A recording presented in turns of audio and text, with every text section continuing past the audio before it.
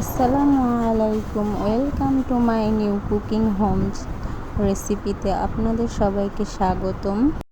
চুলায় একটা pressure cooker বসায় নিলাম, চুলাটা মিডিয়াম আঁচে রাখছি। এখন আমি রান্না করব গরুর মাংস দিয়ে, আলু দিয়ে ভুনা করব। গরুর মাংস আর আলু ঝোল রাখবো না, আজকে আমি একটু ভুনা করব। তার জন্য আমি প্রথমে যা দিব, আমি এখন পর্যাপ্ত পরিমাণ তেল নিয়ে নিলাম। এখন তেলটা গরম হয়ে গিয়েছে। এখন আমি এর ভিতরে বড় সাইজের একটা পেঁয়াজ কুচি করে রেখেছি, সেটা দিচ্ছি। পেঁয়াজটা দিয়ে আপনারা একটু ভালোভাবে নাড়াচাড়া করবেন, যাতে সরিষার তেল, এটা সয়াবিন তেল না, সরিষার তেলের ফেনার কারণে বোঝা যায় না যে পেঁয়াজটা পুড়ে যাচ্ছে কিনা, অনেক সময় খেয়াল করা যায় না। তো আপনি একটু অনবরত নাড়তে থাকবেন। আমি পেঁয়াজটা বেশি ভাজবো না, হালকাভাবে একটু ভেজে নিব।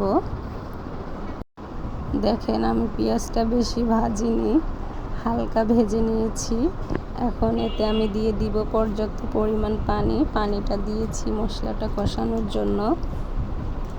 এখন একটু নেড়ে নিয়ে পানিটা ভালো করে মিক্সড করে নিলাম। এখন এতে আমি অ্যাড করব মশলা। দিয়ে দিচ্ছি 2 চামচ রসুন বাটা। রসুন বাটাটা দিয়ে এখন দিয়ে দিব 1.5 চামচ পেঁয়াজ বাটা। পেঁয়াজ বাটাটা দিয়ে এখন আমি এটা একটু নেড়ে নিব, পানির সাথে মিশিয়ে নিব। প্রথমেই বলে রাখি, রঙটা নিয়ে আসার জন্য আমি সবসময় আগে তরকারিতে হলুদের রঙটা আগে দিই, কারণ হলুদের রঙটা দিলে আমার কাছে মনে হয় কালারটা অনেক সুন্দর হয়। এখন দিয়ে দিচ্ছি 1.5 চামচ হলুদের গুঁড়া, স্বাদ মতো লবণ দিব। লবণটা আপনারা যে যার স্বাদ মতো দিয়ে নেবেন, কারণ আর যদি আমার মতো 1 কেজি গরুর মাংস রাঁধেন, তাহলে আমার প্রসেসটা সব নিয়ম মেনে রান্না করবেন, তাহলে দেখবেন আপনার তরকারির স্বাদটা একই আসছে। এখন আমি দিয়ে দিচ্ছি 1 চামচ আদা বাটা দিচ্ছি। আদা বাটা দিয়ে এখন আমি দিয়ে দিচ্ছি 1.5 চামচের মতো ধনিয়া গুঁড়া দিয়ে এখন আমি এর ভিতরে অ্যাড করব লাস্টে শুকনা মরিচটা দিয়ে দিচ্ছি আমি পরিমাণ মতো, কারণ ঝাল যে যেরকম খেতে পছন্দ করে, অনেকে ঝাল খেতে ভালোবাসে না, অনেকে আবার একটু ভালোবাসে। জাস্ট আমার কাছে মনে হয় যেন গরুর মাংস ঝাল একটু ভালো হলে মজা লাগে। এখন সব শেষে দিয়ে দিলাম জিরার ফাঁকি। এই জিরার ফাঁকিটা আমি বাসায় তৈরি করি, আমি কিনা জিরার ফাঁকিটা খাই না। যেহেতু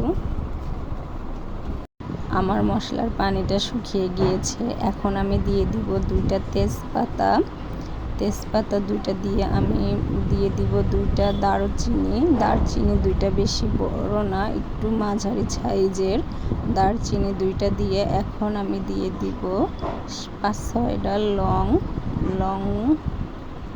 দিব। দিয়ে আমি এটাকে একটু নেড়ে নিব। দেখুন আমার মশলার কালারটা আস্তে আস্তে কত সুন্দর হচ্ছে, তেলটা উপরে ভেসে আসছে। এখন আমি দিয়ে দিব 5-6টা গোলমরিচ। আমি কালো গোলমরিচটা দিয়েছি, আপনি চাইলে সাদা গোলমরিচটাও দিতে পারেন। যার বাসায় যেটা থাকে সে সেটা ইউজ করলেই হবে। আমার বাসায় গোলমরিচ কালোটা ছিল, এর জন্য আমি কালোটাই ব্যবহার করেছি। এখন দিয়ে দিব 5-6টা এলাচ দিয়ে আমি নেড়ে নেব। একটু নেড়ে নিয়ে আমি এখানে দিয়ে দিব 2 চা চামচ টমেটো সসটা দিয়ে আমি একটু নেড়ে, তারপরে সসটা দিছি, টমেটোর সস ব্যবহার করব। এখানে আমি আস্ত টমেটো ব্যবহার করব যাতে কালারটা আরও সুন্দর আসে, সেই কারণে। আর টমেটোর সস আর টমেটো গোসে যে কোনো গোসে দিবেন, আমার মনে হয় যেন স্বাদটা একটু অন্যরকম আসে। এখন আমি দিয়ে দিলাম টমেটো। একটা টমেটো আমি সুন্দর চিকন চিকন করে কেটে নিয়েছি। এখন এটাকে আমি একটু কষিয়ে নিচ্ছি। মশলাটা একটু কষিয়ে নিয়ে আমি আগে থাকতে ধুয়ে রেখেছিলাম গরুর মাংসটা। ধুয়ে আমি পানি ঝরিয়ে রেখেছি। আমি 1 কেজি হাড্ডি সহ গরুর মাংস নিয়েছি। আমি আজকে গরুর মাংসটা প্রেসার কুকারে রান্না করব। আমি এভাবে কিছুক্ষণ একটু কষিয়ে নিব, পানি দিব না, মিডিয়াম আছে। আমি 10 থেকে 15 মিনিট কষিয়ে নেব যতক্ষণ না পানিটা শুকিয়ে আসে। মাংসটা আমি কষিয়ে নিয়ে আসছি। দেখুন আমার মাংসটা কি সুন্দর কষানো হয়ে গিয়েছে, পানিটা পুরো শুকিয়ে গিয়ে এখন দেখুন তেলটা আমার গায়ে গায়ে, গোশের গায়ে গায়ে লেগে আসছে। এখন আমি এখানে দিয়ে দিব আলু। আমি বেশ মোটা মোটা করে আলু কেটে নিয়েছি। 3টা আস্ত রসুন, দেশি রসুন নিয়ে আমি সুন্দর করে পরিষ্কার করে ধুয়ে নিয়েছি। আমি রসুনটা এভাবে আস্তই রাখবো, রসুনটা আমি গলিয়ে ফেলবো না। আমি রসুন দিয়ে এভাবে তরকারিটা আরও 5 মিনিট কষিয়ে নিচ্ছি। মাংসটা আমি আরও 5 মিনিট কষিয়ে নিয়েছি। এখন আমি দিয়ে দিব পানি। পানিটা আমি বেশি দিব না, মাংসের নিচে পানি থাকবে এইভাবে পানি দিব। আমি আগেই বলেছি আমি প্রেসার কুকারে মাংসটা রান্না করব। আমি যতটুকু ঝোল রাখবো ঠিক ততটুকু পানি দিব। আর আমি পানিটা আরও কম দিয়েছি কারণ আমি মাংসটা ভোনা ভোনা করব। এই জন্য